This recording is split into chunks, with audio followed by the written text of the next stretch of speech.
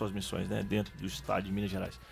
Estamos aqui com o subtenente Gonzaga, ele participou da Assembleia Legislativa há um tempo, né, Da Câmara Federal. Da Câmara Federal, e hoje está aqui com a gente, falar um pouco sobre segurança pública.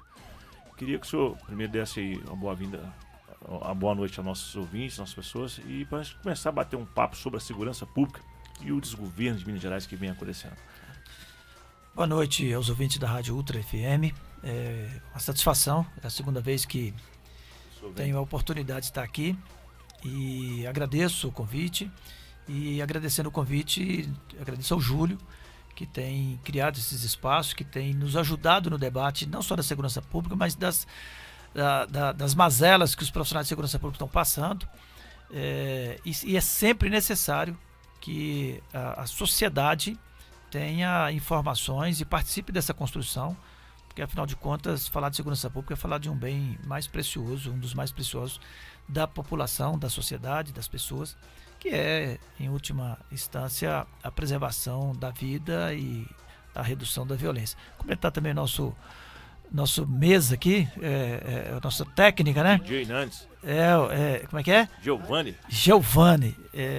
Eu falei com ele que eu aprendi, Júlio, que sempre alguém manda. E hoje aqui é ele que manda. Porque se ele desligar ali, baixar o volume... Aí lascou, nós estamos fora, aqui. Entendeu? Mas ele tá fudido, aí vai apagar a câmera aqui, nós estamos ao vivo aqui. Então, subtenente, é um prazer, primeiro, pela segunda vez que o senhor relatou, a primeira entrevista foi fundamental para que a segurança pública, já conhece o senhor nos espaços aí da segurança pública, mas hoje aqui nós estamos passando uma situação crítica na segurança pública de Minas Gerais, referente a um desgoverno do Romeu Zema vem fazendo com a categoria de segurança pública.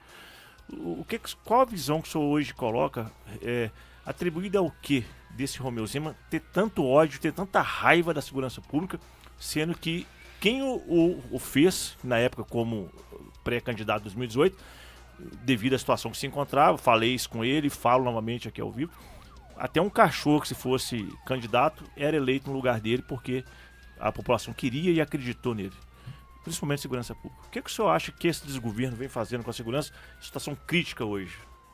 Olha, eu acho que o Zema, ele é desonesto intelectualmente, certo? Do ponto de vista financeiro, eu não estou chamando ele de criminoso.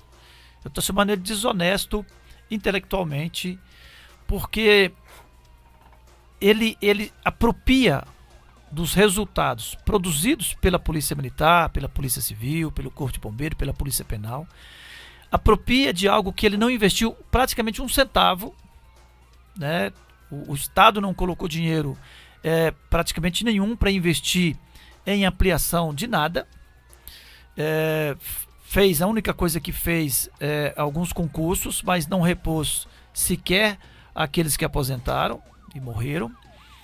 E, no entanto, a sua desonestidade o permite usar os resultados da segurança pública produzido por esses profissionais à custa de 250 anos de história, de tradição, de treinamento, de formação, de comprometimento, e traz como se fosse resultado da sua capacidade de eficiência. E que não é. Esse resultado a Polícia Militar entrega, a Polícia Civil entrega, independentemente da posição do governador. Certo. E, no entanto, ele fica se vangloriando e fica utilizando disso como se fosse resultado do governo dele. Então, nesse sentido, eu tenho a tranquilidade de dizer que nessa perspectiva, e deixo claro aqui que não estou chamando ele de criminoso, mas estou chamando ele de desonesto. Desonestidade não é necessariamente um crime, né? Então ele é desonesto intelectualmente quando ele faz isso e tenta passar para a sociedade que se tem qualidade na polícia, e especialmente na Polícia Militar, no Corpo Bombeiro, na Polícia Civil, é por conta dele, e não é. Isso é importante o senhor dizer, subtenente, porque no caso da Polícia Militar sendo uma polícia, assim, ostensiva, é uma polícia que ele hoje ele se acredita fazendo, talvez, não sei usar a palavra correta, usando um comando de polícia para achar que vai ali dominar uma tropa em uma situação que está na rua, fazendo uma falsa sensação de segurança para a população de Minas Gerais. E eu queria entender o que atribui hoje a Polícia Militar sendo uma força tão grande, específica, tanto ela no Corpo de Bombeiro quanto a Polícia Militar, está debaixo, entre aspas, sendo uma galinha, entre aspas, não a Polícia Militar, a polícia ostensiva, polícia correta dentro de Minas Gerais, mas, entre aspas, sendo uma galinha de Hitler debaixo dos pés de um governo que está cagando e andando, como diz as denúncias, para a segurança pública. Na verdade é o seguinte, eu não diria que é uma galinha de Hitler. O que nós temos, que a Polícia Militar, o Corpo Bombeiro, é uma instituição hierarquizada, certo? Independentemente do governo de plantão, ela tem um compromisso com a sociedade. Ela tem um compromisso da entrega. Os policiais não abrem mão de ser visto pela sociedade como uma classe de profissionais competentes e responsáveis. Então, nesse sentido, não é em função do líder político, e sim dessa estrutura organizacional, dessa formação, desses 250 anos de história, de valores, que faz com que cada um dos policiais militares, cada um dos soldados, vamos falar assim, tenha a compreensão de que, independentemente do governo que tem, ele tem a obrigação e a responsabilidade de fazer entrega para a sociedade. Agora, é claro que a posição do líder político vai interferir na motivação, vai interferir no que nós chamamos de moral de tropa.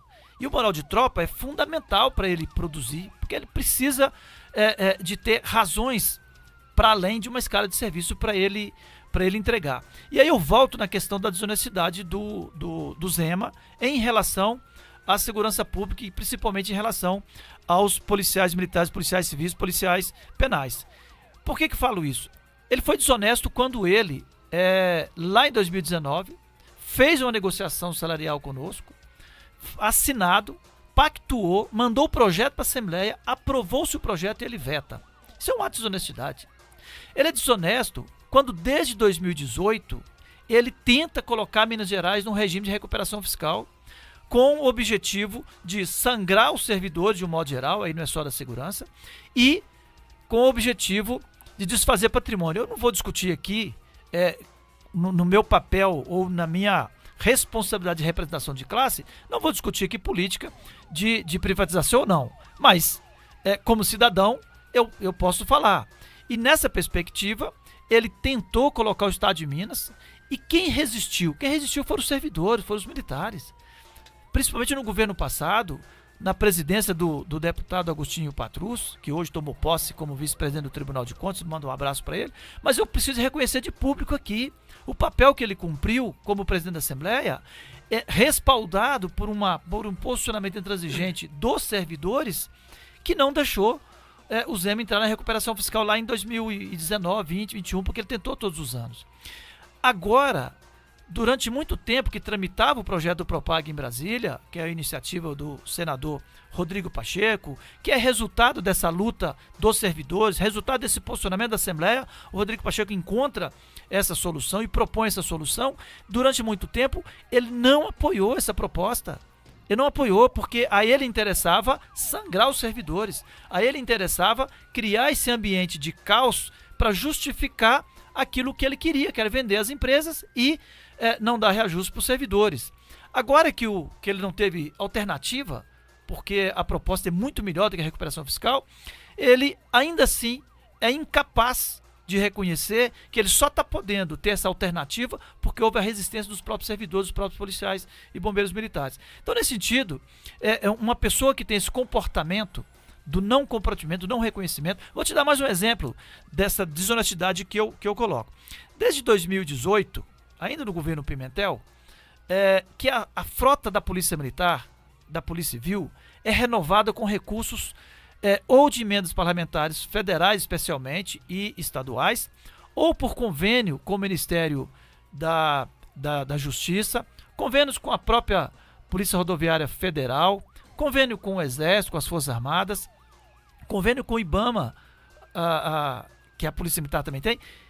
Então, se houve uma renovação, foi por conta disso. Não tem investimento do governo estadual em equipamento, em viatura e nada disso. No entanto, hoje mesmo houve uma entrega fantástica, comemorando 250 anos, a Polícia Militar entregou 153 viaturas, mas todas elas adquiridas com recursos de emenda federal, de emenda de deputado federal, de senadores federais. O Zema foi lá lançar a nova marca nas viaturas. Ele foi incapaz de reconhecer que não tem um recurso do Estado. Ele vendeu, apresentou para a população. como se fosse. E ele fez assim em todas as entregas, tá certo? Todas as entregas de equipamentos e viaturas promovidos. Então, é uma pessoa que não gera confiança na nossa classe. Não gera confiança. Há um respeito institucional, ele é o governador, é o comandante em chefe da Polícia Militar, de todas as instituições do Estado. Nós sabemos disso, o respeitamos nessa perspectiva, mas ele não gera credibilidade, porque ele é incapaz de fazer um discurso, ainda que para os policiais, motivador. Ele faz um discurso o tempo todo dizendo que ele é o fodão e o tempo todo dizendo que não tem como fazer nada porque tem uma dívida que ele já há 6 anos administra e fez aumentá-la em quase 100% essa dívida.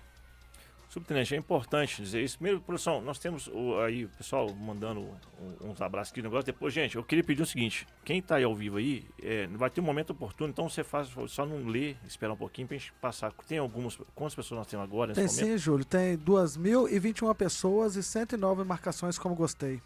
Então, pessoal que está aí ao vivo, coloca o nosso amigo Subtenente Gonzaga, as redes sociais dele, tudo dele, o pessoal ir mandando, porque o pessoal fica mandando na Ultra e fica ocupando aqui. Aí manda direto pro Subtenente. Sargento Gomes, Sargento Leandro, um abraço ao nosso amigo Subtenente Gonzaga. Leandro tá lá em Montes Claros.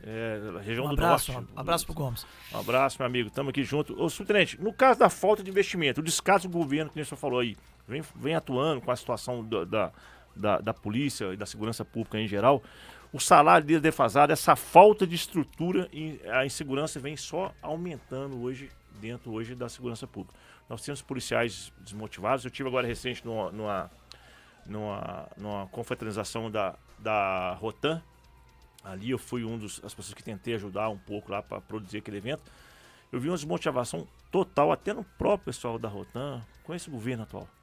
Isso não é preocupante para um governante, para um governador que o senhor reconhece como hoje líder de Estado, etc., mas que carta magna, mas você não acha que isso é preocupante, que os governantes passam e a Polícia Militar acaba caindo em descrédito pela população de Minas Gerais? O governo, pela sua irresponsabilidade, ele não conseguiu trazer motivação, apesar de todo profissionalismo e responsabilidade, mas a maior parte, o maior volume de entregas que a Polícia Militar faz, ela faz por iniciativa. A Polícia Militar trabalha com a demanda vinda do 190, trabalha com a demanda através do DDU, que é a denúncia anônima, trabalha com a demanda trazida pela população na rua, a gente fala, né, que bate no capô da viatura e pede socorro, mas ainda assim a maior produção da Polícia Militar é por iniciativa. São pessoas que busca informação todo dia, atualiza, procura entender a dinâmica do crime. Aconteceu um fato ontem, ele estuda aquela dinâmica da sua folga, para a hora que está de serviço ele entregar um resultado. Então a maior parte do resultado de prisão em flagrante, de abordagem, é iniciativa dos policiais. De 2022 para cá, a partir do momento que houve por parte do governo uma demonstração clara de uma irresponsabilidade para com os policiais, na medida que tentou sufocar o movimento reivindicatório e não fez nenhuma concessão, e ainda não resolve a questão da proteção social, não faz investimento, houve de fato uma redução da produtividade ou uma desmotivação, na medida que nenhum cidadão que ligou o 190, que fez uma denúncia anônima, que bateu no capô da viatura e pediu socorro, deixou de ser atendido. Mas aquilo que era iniciativa, aquilo que o policial, na folga dele, estava estudando a dinâmica de um fato, de um crime, de um episódio, para poder entrar de serviço e entregar o resultado. Isso reduziu. E o governador foi incapaz, foi insensível, ou ele é insensível, e foi incapaz de compreender isso, e de compreender que é no governo dele que está sendo defendida a retirada de direitos e que não reconhece sequer a inflação do período para fazer a recomposição. Tudo em nome de uma tecla única. Peguei o Estado endividado. Todo governador pegou o Estado endividado. Não, mas se for pensar assim, decisão política é isso. Governar é ter opções políticas. E aí ele apropria, como apropriou na campanha, apropria dos resultados da segurança pública, mas sequer reconhece que isso é resultado do policial, do profissionalismo e não da gestão dele. Porque se dependesse da gestão dele, Minas Gerais com certeza estava numa situação muito pior em termos de segurança pública. Isso é importante, pessoal, dizer, nós estamos aqui com o Subtenente Gonzaga, um grande líder da segurança pública que sempre lutou pela defesa da sua categoria. Subtenente, nós sabemos aí que o senhor falou sobre emendas parlamentares, etc. O governo se atribui, tem grandes denúncias sobre até alocações de veículos por parte também de governo, beneficiando seus conchavos políticos. Nós fizemos uma apuração recentemente sobre a segurança pública, onde que a maioria das emendas que entregaram para o Estado veio das emendas parlamentares. Então, isso é preocupante também. Mas uma coisa que não deixando de fazer, a luta da categoria hoje, da categoria em si. Eu estava lendo sobre as dificuldades que vêm sendo enfrentadas pelas pessoas referentes à segurança pública. O cara já passa problema dentro de casa com salário, de recomposição salarial, de outras coisas que não vêm acontecendo, de promessa e não cumpriu. Você acha que isso pode estar afetando com a quantidade de policiais? Não posso falar assim, respaldando a todos, mas tentativa de suicídio, policial tomando remédio controlado, os policiais ficando desmotivados com esse governo. Isso não é preocupante para o senhor que está à frente da liderança? Sim, é extremamente preocupante. O caso dos suicídios, ele é de um nível de preocupação gigantesca, porque é o seguinte, nós não temos que comemorar morte nenhuma, entendeu?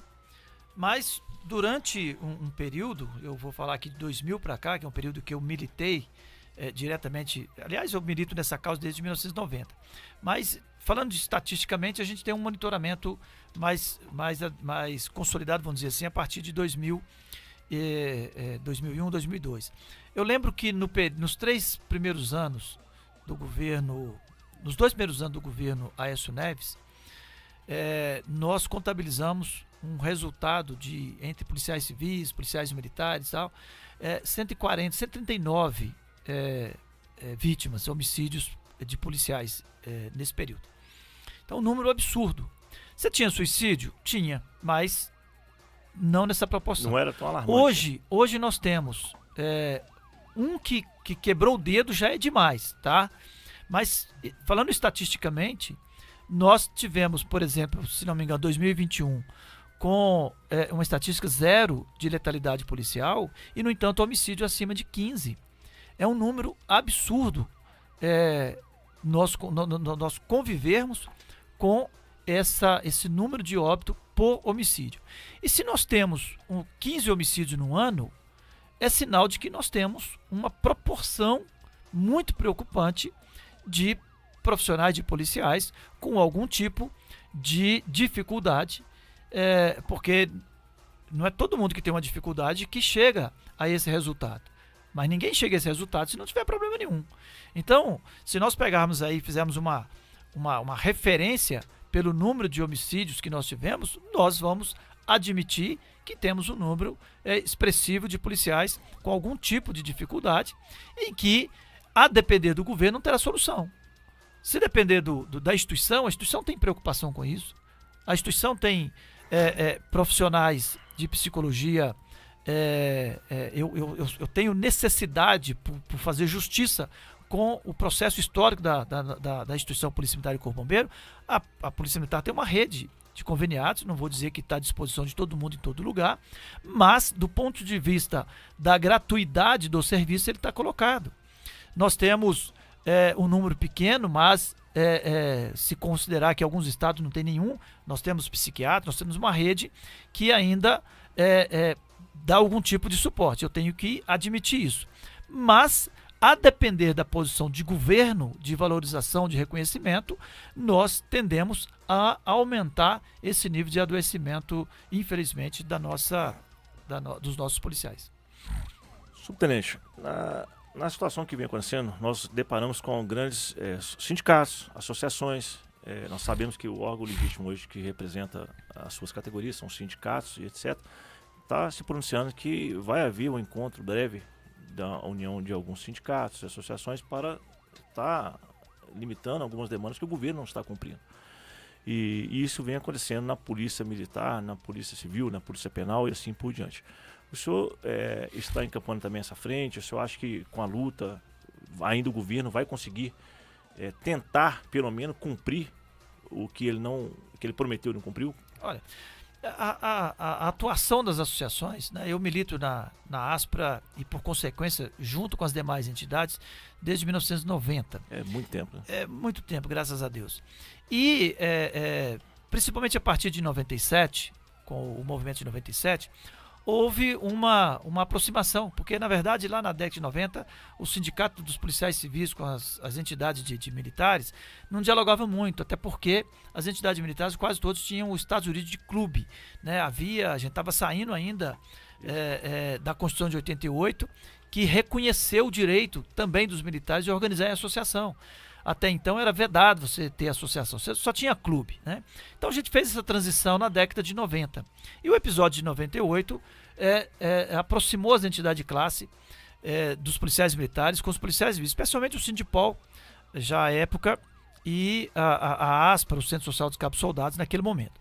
Depois estruturou a Associação dos Oficiais, outras associações também surgiram, e principalmente a partir da negociação salarial com o Itamar Franco, houve de fato uma unidade de ação, vamos dizer assim. Isso se repetiu em vários momentos. Né? 2004 nós fizemos um belo movimento, fizemos uma paralisação, todo mundo junto. Então, assim, a reivindicação salarial, ela sempre, de lá para cá, ela foi feita num diálogo permanente entre os sindicatos e associações. Especificamente, você está referindo, acredito eu, num chamamento que foi feito para a próxima semana. Eu preciso deixar aqui claro que não é nenhum distensionamento. Aliás, estávamos juntos agora há pouco, o presidente do sindicato, o Emerson, um abraço para ele, junto com o dirigente da ASPRA. Então a gente está no Toninho Pipoco, um abraço, também estava junto. Então, assim, a gente estava todos juntos e estamos construindo estratégias comuns para esse enfrentamento. Porque quando eu estou falando de valorização profissional, de remuneração, nós estamos falando em nome e para todos os policiais. Mas eu preciso de deixar aqui uma informação que da parte das associações dos policiais e bombeiros militares não houve uma orientação e um chamamento no sentido de entrar em qualquer movimento nessa semana. Então, assim, isso quer dizer que não estou na luta? Pelo contrário, toda a nossa classe sabe do empenho nosso e das ações nossas, e que movimentos, e que fizemos grandes movimentos de rua e vamos fazer.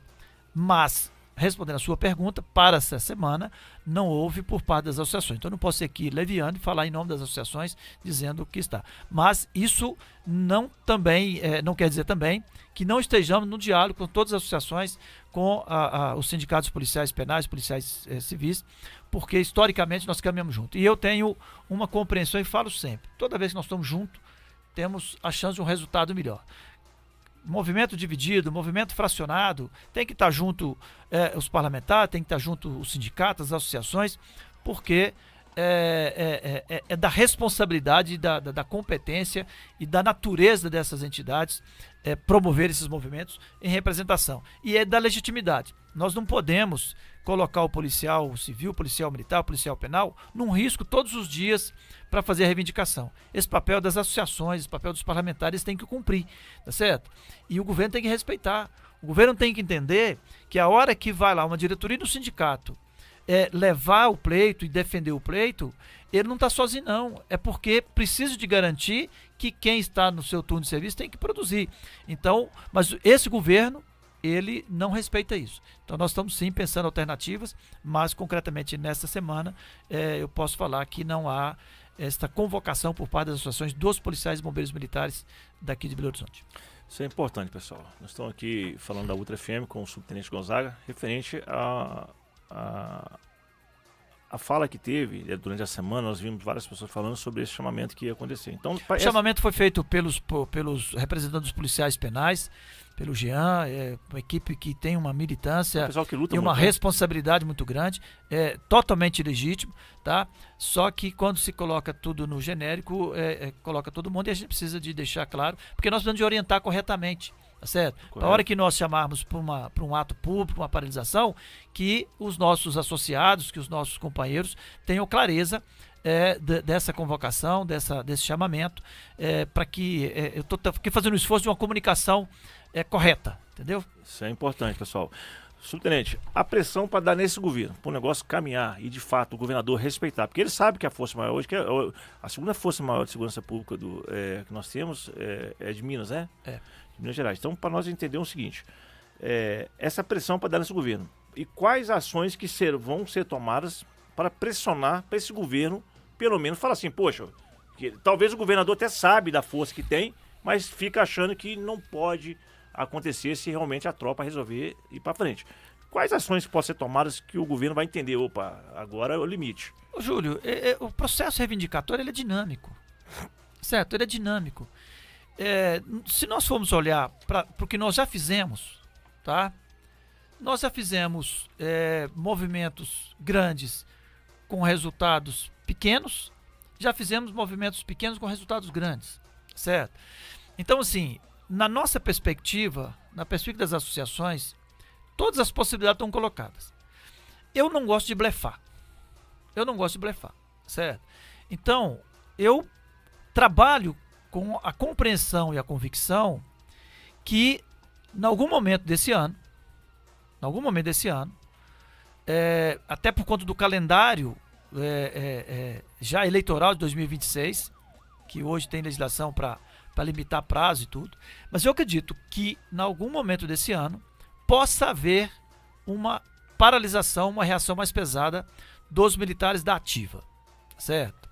O governo vem enganando sistematicamente a todos, mas ultimamente, inclusive, enganando os militares da ativa com relação a promessas não cumpridas também. Então, quando nós estamos discutindo nas associações, na militância, quais as ações,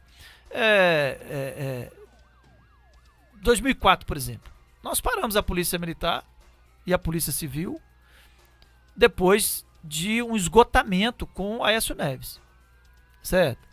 Em 2011, nós fizemos uma negociação com a Anastasia, em que houve uma presença expressiva de militares nas ruas e o governo, Anastasia, não quis pagar para ver uma paralisação de rua. Nós conversamos as associações, fizemos o chamamento, os militares e os policiais civis entenderam, acreditaram, corresponderam e fortaleceu a posição da representação política e de classe, e o governo entendeu e fez a negociação. Eu posso citar 2010, foi a mesma coisa, 2007, tá certo? 2004 nós tivemos que parar. Em 2016, nós fizemos um movimento desse que resultou numa posição do Pimentel e de Brasília para que a legislação que virou depois a lei da recuperação fiscal não trouxesse prejuízo para os militares. Então, eu sou daqueles militantes que acredita que você não começa necessariamente um movimento pequeno e ele continua pequeno o resto da vida, e nem começa um grande que é da dinâmica. Nós vamos sentar, avaliar. Também, nós estamos avaliar a predisposição dos militares da ativa, porque os militares da ativa sempre têm um risco próprio deles, certo? Eu, Gonzaga, tenho essa preocupação. Eu não posso ficar fazendo chamamentos que eu apenas estou colocando o militar da ativa no risco, sem que eu tenha um suporte também. Legal, né? Eu enxergo assim, os militares da reserva, os veteranos, eles têm todas as condições e precisam de ter toda a predisposição de fazer o movimento permanente, porque não tem um risco profissional, mas tem um potencial gigantesco de presença, de mobilização e de tensionamento, para que na hora do assalto que os policiais que estão na ativa possam ter uma ação mais radical. É isso que eu espero, e é isso que deu certo. Mas a gente espera que o governo compreenda, pela responsabilidade que tem com os policiais, de que ele precisa, que ele não tem que esperar policial fazer greve, entrar no movimento de estrita legalidade ou qualquer outra coisa para poder fazer concessão. Nós precisamos que o governo tenha compreensão que é da responsabilidade dele valorizar os policiais e garantir que a gente não retroceda do ponto de vista remuneratório ao que nós vivenciamos que gerou 97. Nós não queremos 97, nós vangloriamos de 97, porque nós fizemos e tivemos como mover 97 a conquista da cidadania. Tá certo? Depois, com o Itamar Franco, que não precisou da gente fazer nenhuma paralisação, ele compreendeu, fez a melhor negociação do processo histórico nosso. Fez por quê? Porque ele enxergou que precisava de fazer para valorizar. Que não dá para você colocar alguém no risco de vida que tem, com a responsabilidade de colocar o bem mais precioso da sociedade, das pessoas, que é a vida, que é a liberdade, botar na mão do soldado, do cabo, do sargento, do coronel, e não reconhecer que é preciso ser bem remunerado, que é preciso de ter descanso, porque ele é um serviço que depende de rigidez física, de capacidade intelectual, de equilíbrio emocional. Você não pode querer, o governador não pode querer um policial na rua que está caminhando para o desequilíbrio emocional, porque ele não está dando conta de resolver as questões da despesa dele, porque concretamente, com a inflação, você tem uma inflação oficial, você tem uma inflação real, né? E a defasagem remuneratória que nós estamos tendo desde 2015, que não se completou a inflação do período, nós temos uma perda da capacidade de compra. Isso tem consequência. Se o governador não compreender isso, né? Aliás, não compreendeu até hoje, mas a gente espera que um processo de tensionamento consiga resolver. Mas se não, eu trabalho com a expectativa, com a perspectiva, pelo nível de descrédito que os policiais estão com o governo, que em algum momento desse ano, desse primeiro semestre, possa ocorrer um fato mais pesado, uma ação mais pesada por parte dos policiais que possa colocar esse governo. O governo parece que ele quer uma crise, sabe? Parece que ele quer uma crise. Na verdade, subtenente, uma colocação seguinte. Em 97 teve assim, o governo tem que entender o seguinte, é uma pergunta que se abrange a população de Minas Gerais. O governo tem que entender que o policial não remunerado, o policial não tendo as condições de trabalho, vai refletir diretamente, sim, na vida pessoal dele também, porque o cara começa a ter problemas em casa, etc. Em 97 tivemos a perca do Cabo Valério, porque, na verdade, não se esperava de acontecer aquele fato e veio a óbito, a falecer, né, a situação. A população de Minas Gerais que paga seus impostos, a situação, eu estou vendo essa postura do governador de responsabilidade, no caso, eu estou falando que nós estamos ao vivo e foi mandado esse por vice-governador Matheus Simões, né, o link também. Ele sempre está acompanhando a gente aqui e deixar claro que esse programa é para a gente tratar e chegar na mídia para as pessoas entenderem sobre que a polícia militar precisa ter voz, a segurança pública precisa ter voz. Esse descrédito, isso pode afetar, caso vier a acontecer, um caso de 97 da vida, tá sujeito, pode acontecer uma situação dessa. Isso pode afetar diretamente a população mineira de Minas Gerais? Claro, a ação preventiva, a presença na rua, é o que garante para a sociedade a tranquilidade dela andar, dela deslocar, entendeu? Eu vou falar aqui um episódio e vou até citar o nome, tá? Fazer aqui uma reflexão. Não é reflexão não, é porque é um fato concreto. Concreto, tá? Aconteceu. Em 2004, tá?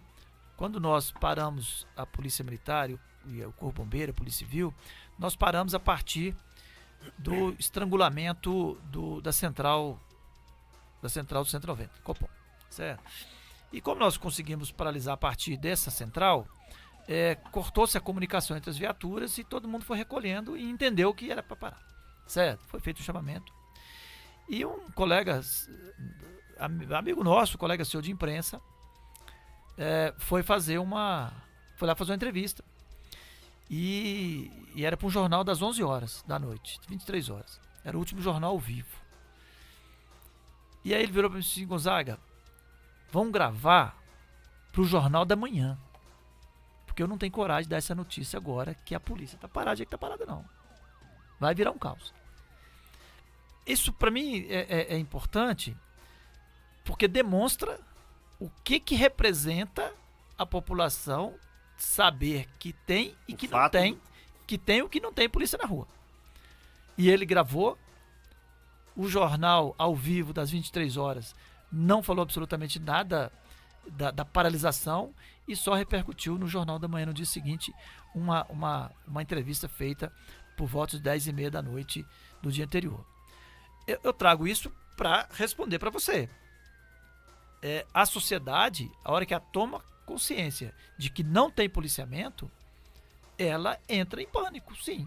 A pessoa não consegue Certo, dormir à tem noite, a pessoa não sai de Claro, carro, não sabe nada, claro. tudo para. Então, assim, é da responsabilidade dos policiais, claro, nós temos que cumprir nosso papel, nós somos agentes públicos do Estado, com responsabilidade, com juramento, tudo.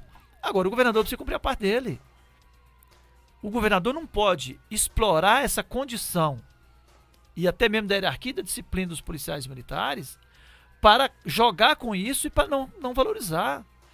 Deixar o salário dele fazer. Nós estamos pedindo muito pouco na perspectiva da agenda. Nós temos 2 reivindicações hoje centrais para o governador, que é ele cumprir o que uma lei já define, que é a Lei 10.366, que é uma responsabilidade do governador em relação ao financiamento da saúde dos militares. E aí esse ponto não dialoga com a Polícia Civil, com a Polícia Penal, é uma questão da Polícia Militar e do Corpo Bombeiro, que o governador insiste em sangrar os policiais, insiste em retirar recurso do financiamento da saúde, e a recomposição da inflação.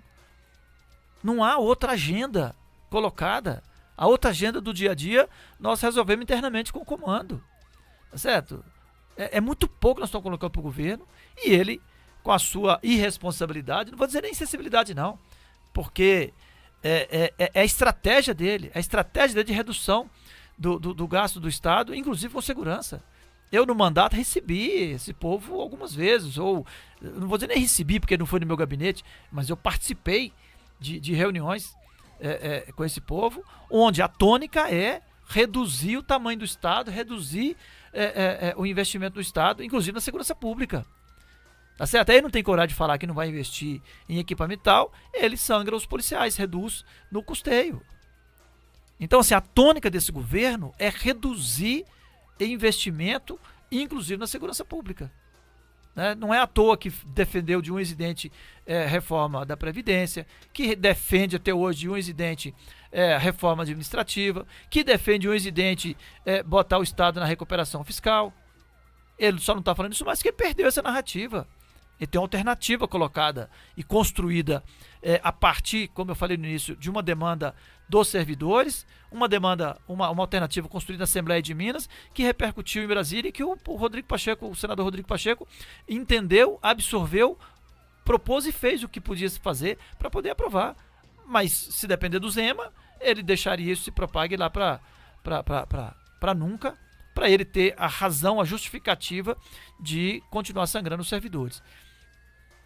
Isso é importante o pessoal entender o seguinte, Sultani, porque na verdade Minas Gerais vem passando esses casos, já vinha passando antes do governo Zema, e agora no governo Zema a situação, achávamos que ia melhorar, o negócio deu uma piorada. Indo para o âmbito particular, no caso do subtenente Gonzaga. O subtenente Gonzaga estava no comando, é óbvio que o senhor estando com o mandato, o senhor fazia até muito mais para a segurança pública de Minas Gerais. Né? Houve-se vários relatos do que o senhor fez no mandato do senhor ajudando a segurança pública. No caso, está tendo um déficit muito grande em parlamentares, novamente, em defesa da categoria. Sabemos que tem muitas pessoas que vão a deputado e estão a deputados, talvez de conchavos. Só acho que é importante que a população, que a segurança pública, dependente da visão do senhor, tendo novamente um homem igual o senhor à frente, novamente defendendo um gabinete para fortalecer mais a categoria dentro de Minas Gerais, tendo o descrédito de algumas demandas que vem acontecendo de políticos de conchavos com o governo atual. Como que o senhor vê isso? A falta hoje de pessoas de punho próprio dentro hoje das pastas hoje de sendo deputado, né, para a sua categoria. Olha, eu tenho muito apreço e respeito para os colegas que são deputados, tanto aqui na Assembleia Legislativa como em Brasília. Aqui nós temos o Sargento Rodrigues, tínhamos o Coronel Sandro até pouco dia, foi eleito prefeito de Valadares, temos o Caporeso, em Brasília nós temos o Júnior Amaral e o Pedro Ayara como militares, um da Polícia Militar, do Corpo Bombeiro. Então eu tenho muito apreço, muito respeito, e eu não busco o espaço na política na perspectiva de combater os que estão. Nós precisamos de reforçar o time, certo? Nós precisamos de ampliar. Para não dividir, né? Para não dividir, certo? Eu acho que eu seria extremamente irresponsável se eu responder a sua pergunta concordando com ela, certo? Sim. O meu esforço é para que a gente soma, para que tenha mais representação. Agora, eu tenho o meu perfil, a minha forma de atuar, certo? Então, eu tenho como compromisso, né, do ponto de vista de classe, de política pública, a segurança pública. É claro que eu atuo nas políticas de saúde, atuo nas políticas de educação, agricultura familiar. Eu venho da roça, minha família, nós somos 12 irmãos e só eu e mais um que não vive da agricultura familiar. Então, assim, a gente busca atuar em todas as políticas. Mas a minha preocupação primeira é a segurança pública. E eu sou daqueles que tento trabalhar a segurança pública numa perspectiva macro, tá certo? Eu acho que nós temos problema de legislação, mas não é só de legislação.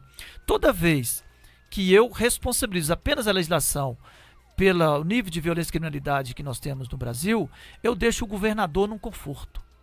Porque é o governador que tem que investir. É da iniciativa do governador ampliar a capacidade de atuação das polícias. Se ele não faz isso não é problema de lei, não. Isso é problema de opção política. O Zema não construiu uma vaga de presídio. Se tem um aumento da criminalidade, se tem um processo de prisão todos os dias, é claro que nós vamos ter superlotação. Então a superlotação, ela vai ficar na conta do policial que está prendendo? Não, ela está na conta do governador que não constrói vaga. Toda vez que eu atribuo só a legislação, eu deixo o Poder Judiciário no conforto. Por que tem tantos processos no Judiciário? É problema de lei? Na minha perspectiva, não. Na minha perspectiva, é uma opção que o Judiciário faz de não ampliar. Porque o Judiciário trabalha com duodeno. Com duodécimo. Perdão. Trabalha com duodécimo. Então ele enxerga a receita. Ele só vai administrar o quê? O custo, né, do funcionamento da máquina do Judiciário, que não é pequeno, da informatização, essas coisas todas. Mas o restante é só pessoal. É um poder que não cuida de estrada, não cuida de mais nada. Aí eu pergunto, por que o Judiciário não amplia a sua estrutura em termos de pessoal? Na mesma proporção, o Ministério Público. Por que o Ministério Público não faz concurso? Então, os processos estão parados apenas por causa do processo penal? Está acumulando lá só por causa do processo penal? Não. Porque é uma opção política do Poder Judiciário, do Ministério Público de não ampliar a sua capacidade. E na minha leitura, eu posso estar fazendo leitura equivocada, mas na minha leitura é porque se eu amplio a capacidade, eu tenho que dividir esse duodécimo com mais pessoas. Então deixa aqui que eu vou dividir com menos pessoas. Mas eu também sou crítico da legislação. E a primeira, uma das coisas que eu posicionei, que eu tentei, que eu trabalhei e não desisti, é de mudar a Constituição para reconhecer que todas as polícias possam investigar. Júlio, é um absurdo o modelo consolidado na Constituição de que só a Polícia Civil e a Polícia Federal possam investigar. Mas hoje já tem a Polícia Investigatória também da Polícia Militar? Não. Que seria a P2, não, que faz não. o trabalho? Nós temos produção de informação todos os dias. Certo. Nós temos as agências de inteligência que fazem um trabalho belíssimo. Mas entrega para quem? Não entrega para o Judiciário. Não entrega para o Ministério Público. Ele faz uma produção que é o que sustenta a produtividade da Polícia Militar, as operações, o lançamento de policiamento. O volume não é pequeno, certo? O volume não é pequeno. Estamos falando de mais de 3 milhões de prisões feitas nos últimos 10 anos. Não estou falando só em Minas Gerais? Só em Minas Gerais. Que absurdo. Só em Minas Gerais, tá? Então a produção é gigantesca. E é disso que eu estou falando. Uma produção gigantesca que não chega ao Judiciário, porque se chegar, chega como uma usurpação de função. Com uma produção de prova que não presta, porque a legislação diz que quem conduz a investigação é a Polícia Civil. Eu até não acho que a legislação diz isso claramente, mas se consolidou assim. Já falou que a Polícia Judiciária da União vai fazer isso, a Polícia Federal e tal. Então, esse é um ponto. Nós precisamos de ter coragem, tá? Os empresários precisam entender isso. Falar com o empresário. Quando você tem um empresário que se dispõe a falar disso, ele compreende rapidamente, porque o empresário trabalha com processo. Trabalha com com eficiência.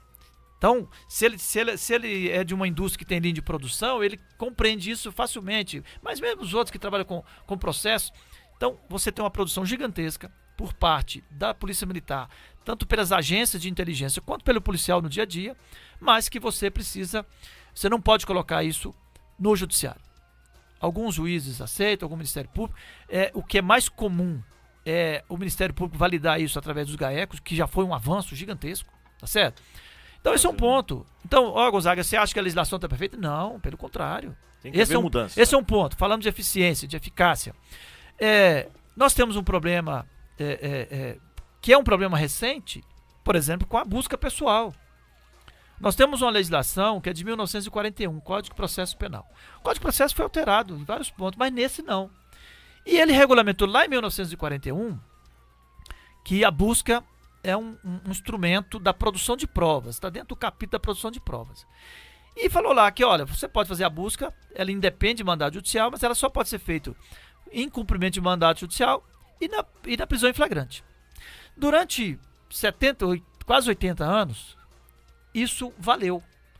Nesses 80 anos, 83 agora, nós tivemos regimes diferentes de governo, quem quiser chamar de ditadura chama, quem não quiser não chama, mas tivemos regimes diferentes, lá com Getúlio, depois de 64 para cá. A Polícia Militar não tinha esse papel, tinha a Guarda Civil, que não tem mais, Polícia Civil todo mundo, ou seja, uma série de mudanças que culmina concretamente com a Constituição de 88. E a Constituição de 88 vem e diz, olha, prisão é só em flagrante ou cumprimento de mandado. Tínhamos a lei das contravenções que permitia a prisão por vadiagem, que admitia a condução para averiguação, né? Quando o policial ostensivo não tinha outro papel a não ser conduzir. Você tinha na Lei de Segurança Nacional a condução coercitiva. Só que isso tudo foi acabando e ficou só a fundada suspeita como o sustento legal para que o policial pudesse fazer a abordagem à busca pessoal. Aí houve um movimento do grupo Prerrogativas de Advogado, da UAB, Sim. que fez uma argumentação junto ao STJ, especificamente junto ao ministro Sérgio Schietti, no seguinte sentido, olha, está tendo muita prisão por tráfico que não teve investigação, é só a palavra do policial. E a estatística é grande realmente, porque a maioria das vezes o policial militar que está na rua, a Polícia Rodoviária Federal, é que alcança o traficante na rua, tá certo? Que alcança ele no trânsito, que alcança ele na boca, porque é o policial militar que vai lá. E se você numa boca pesada aí, quem é que vai testemunhar? Chanceiro. Então nós temos um volume grande de atuação e autuação da Polícia Militar, autuando flagrante, que não tem uma testemunha, mas tem um fato ali. Então isso, na perspectiva desse grupo Prerrogativa, estava contribuindo para o excesso, na visão deles, de prisões e por consequência da superlotação dos presídios. Aí vem aquela história, eu estava com uma buchinha e tal. O que nós... Aí o Supremo decidiu o seguinte, o Supremo não, desculpa. O STJ começou com a decisão monocrática do ministro Sérgio Schietti, depois virou a sexta turma que está, e hoje está quase todas as turmas defendendo. Estão dizendo o seguinte, a fundada suspeita só pode ser corroborada por fatos concretos que você previamente tem investigado. A Polícia Militar não pode investigar, então como é que você... Acaba tirando o poder, né? Tirando o poder. E anulou provas robustas de traficante, principalmente. Teve um caso de 400 e tantos quilos de cocaína que o ministro disse o seguinte, não, o policial não demonstrou que ele tinha informações suficientes a justificar a fundada suspeita. Se eu não posso investigar, como é que eu vou colocar que tem? Então, esse é um problema que fragiliza a atuação do policial, fragiliza esse resultado. Nós precisamos de mudar a legislação. Eu tenho uma tese, tenho um projeto de lei nesse sentido. Tentei colocar isso dentro do Código de Processo Penal quando a gente discutia o Código de Processo Penal. O código não foi para frente, está morto lá nesse momento lá em Brasília, na Câmara. Mas eu, como tese, eu propus uma tese. Disse, olha, é impossível fazer prevenção sem abordagem, sem busca. Existe isso? Chance zero. Não tem como. Então, é da essência do policial, é da essência da atribuição e responsabilidade constitucional do policial fazer prevenção. E se não faz prevenção sem abordagem, sem busca, eu tenho que reconhecer que a busca não é um instrumento da produção de provas só. Ele tem que ser um instrumento da prevenção. E ao ser instrumento da prevenção, cabe ao policial a discricionalidade do momento de fazer. O que não pode ter na busca? Não pode ter na busca a violação da intimidade, não pode ter a violação da dignidade, você não pode dar uma busca com tapa na cara, mas a busca ela tem que acontecer. Até mesmo que a população sentir que... Exatamente. Então, sim, agora, aí eu tenho um nível de dificuldade gigantesca para fazer esse debate, porque os segmentos que eu respeito, que eu compreendo o seu papel, mas os movimentos de direitos humanos, os movimentos prerrogativas lá vai dizer o seguinte: não, você não pode fazer, você não pode atribuir esse papel de prevenção para a busca, porque você vai fazer busca aleatória todo dia. Não, nós somos policiais idiotas, não. Nós somos policiais responsáveis, tá certo? Já há legislação para limitar. Já tem uma legislação que pune a perseguição. Então, se qualquer, inclusive o policial, começar a fazer uma busca insistentemente em alguém sem justificativa, ele vai ser enquadrado. Vai ter o abuso de autoridade, que é uma lei pesada. E quem mais tem chance de ser enquadrado no abuso de autoridade é o soldado. Soldado no sentido do policial militar. Porque está diretamente. Porque está diretamente. Então, assim, é como se estivesse tratando a gente como um bando de irresponsáveis. Nós não somos irresponsáveis. Nós temos treinamento, temos formação. Eu falo muito pela Polícia Militar de Minas Gerais. E falo com segurança. Nós temos um processo de formação extremamente responsável do ponto de vista da doutrina, do ponto de vista da técnica, que é coordenado pela Academia da Polícia Militar. Nós temos uma corregedoria que funciona. Certo? O volume de apuração, de denúncia, porque todo mundo denuncia. E a Polícia Militar não joga para debaixo do tapete denúncia nenhuma, ela apura. Tá certo? Nós temos uma justiça militar que é rígida. Tá certo? Se o policial for condenado a mais de 2 anos, ele vai ser submetido a um processo lá na justiça militar para perda de função. Então, e ainda assim, nós temos um dos menores índices de letalidade policial, nós temos um dos menores índices de vitimização policial. Isso me permite dizer o seguinte: nós somos profissionais responsáveis e competentes. Pode nos empoderar. Mas é um debate que eu tenho que fazer. E tem a questão que eu falei do prerrogativo, direitos humanos, mas você tem também a questão de quem acha que é dono da sociedade, que é mais, que não aceita passar por uma busca. Então, se eu tenho que ser honesto e coerente, de no mesmo tempo reconhecer que tem um movimento ligado a uma questão do grupo prerrogativo, direitos humanos, etc., eu também tenho que dizer que tem uma camada da população que acha que a polícia existe para bater nos outros, para defendê-lo. Certo? Tem parte da sociedade que olha isso. Não, você está aqui para me defender. É porque essa onda de tecnologia, de celulares, também começou a mostrar coisas que... Não é só isso, é da essência da formação da nossa sociedade. Então nós temos parte da população que não tem nada a ver com o movimento de direitos humanos, mas que faz o seu trabalho para essa tese não ir para frente, porque ele acha que ele não pode passar pelo constrangimento de sofrer uma revista, porque ele mora... afinal de contas, eu não sou bandido e eu não sou... Tá certo? Entendi. Então, sim, eu defendo que a busca pessoal seja reconhecido como instrumento da prevenção, que cabe ao policial, porque hoje se o policial sair fazendo busca aqui, alguém vai enquadrar por abuso de autoridade. Então, por quê? Porque ele tem que provar fundada a suspeita. Às vezes deixa passar até grandes crimes aí, porque o policial não pode fazer a função que deveria ser. Porque tem que provar fundada a suspeita. Então, sim, eu vou continuar brigando, se eu tiver mandato eu vou brigar, se eu não tiver mandato eu vou continuar brigando, para que haja esse reconhecimento no Código de Processo Penal, que a busca não é só um instrumento da produção de provas como está lá hoje. Um texto de 1941. E que, mudando com as mudanças todas que nós tivemos, da sociedade, do papel da polícia e tudo mais, que nós reconheçamos isso. E eu tenho certeza, tenho compreensão, convicção, que a Polícia Militar, e aí eu falo muito pela Polícia Militar de Minas Gerais, está preparada para esse empoderamento e vai saber e sabe fazer, lidar com esse empoderamento de ter a discricionalidade da busca pessoal sem infringir o desrespeito às pessoas, sem fazer uma busca para castigo, né? Isso é da nossa doutrina, isso é da nossa formação, tá certo? Desvio de conduta tem para tudo em qualquer lugar, tá certo? Nós estamos lidando com pessoas, mas eu tenho clareza de que há sim espaço para a gente ter esse empoderamento. Então é um ponto. Tem outros pontos, se você me permitir aqui rapidamente. Tem com o advento da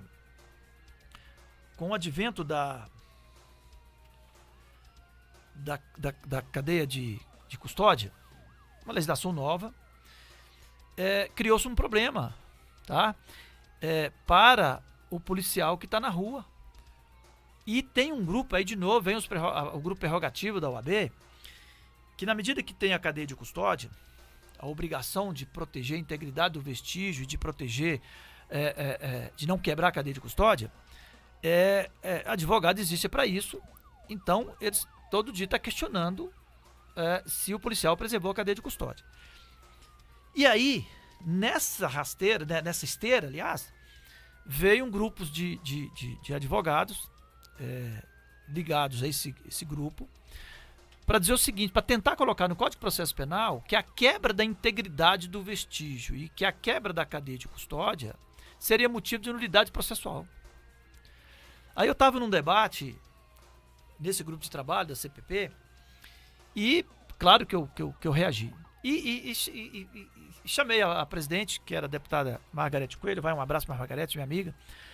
E aí eu falei assim, olha, vou colocar um cenário aqui para vocês verem se tem condições do soldado, que é o que mais tem contato com os vestígios, se ele tem condições de garantir a integridade. Primeiro, não é competência dele, do ponto de vista legal, e vamos dizer que não é da sua responsabilidade legal definir qual vestígio é importante para transformar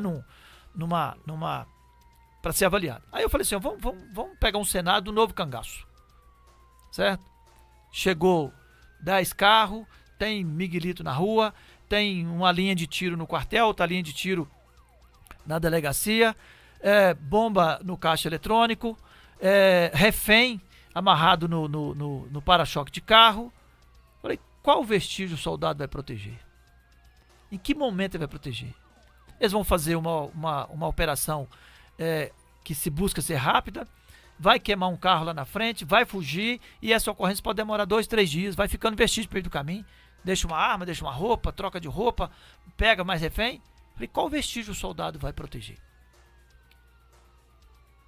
Para vocês ter a coragem de dizer que se a quebra da integridade de um vestígio será motivo de nulidade processual.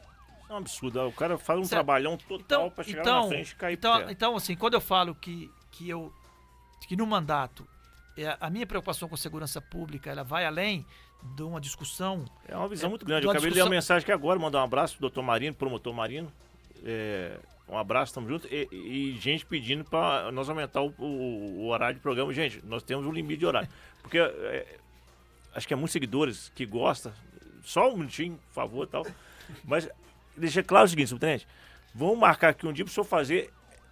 O que o senhor está falando aí vai além do que muita mente de pessoas aí não tem esse conhecimento. Por exemplo, pelo que eu entendi, se tivesse uma delegacia, tivesse lá extinto um delegado, um exemplo, tivesse um promotor, tivesse lá o policial militar, um policial civil, tivesse todo mundo dentro ali, que ali o cara já chegava, já ia preso, já julga o cara, já faz todo o trâmite, já vai pra cadeia. Não. É porque é o seguinte, quando eu falo de ciclo completo, porque isso aí acaba Brasil, além do... Gente, horário, mas estou finalizando. Só o Brasil que não tem ciclo completo de polícia de ciclo completo. O mundo inteiro. Estados Unidos, eu nunca fui dos Estados Unidos não. Mas todo mundo fala que os Estados Unidos tem quase 20 mil agências de polícia. Tá certo? Todos fazem o ciclo completo. Você vai em outros países, na Espanha, para todo lado. Faz o ciclo completo.